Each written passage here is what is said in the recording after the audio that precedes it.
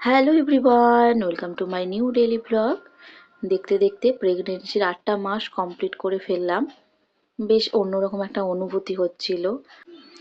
আগের জীবনটা অন্যরকম ছিল, এখন আবার একটা নতুন জীবনের অধ্যায় শুরু হতে চলেছে। মা এখানে এই যে ঠাকুরের প্রসাদ খাইয়ে আশীর্বাদ করে দিল। 7 মাসের স্বাদটা বেশ ভালো করে বাড়ির সবাইকে নিয়ে হয়েছিল বড় করে। এইবারে ঘরোয়াভাবেই হচ্ছে। এবার আর কোনো রকম কেউ আসছে না, সব নিজেদের বাড়ির মধ্যেই হচ্ছে। আর যেহেতু হচ্ছে একজন বাচ্চাকে নিয়ে খেতে হয়, ঠাম্মা বলেছিল, তাই এই যে দাদার ছেলেকে ডাকা হয়েছে। ও এসেছে সকাল সকাল, ওকে বসিয়ে পাশে খাওয়া হচ্ছে। আর প্রথমে এই যে আমি মিষ্টিগুলো অল্প অল্প করে একটু করে খেয়ে নিচ্ছিলাম, কারণ সকালবেলায় খালি পেটে মিষ্টি খেতে ইচ্ছে করছিল না। তারপর বাবা এখানে কচুরি এনে দিয়েছিল, সেটাই খেয়ে নেব।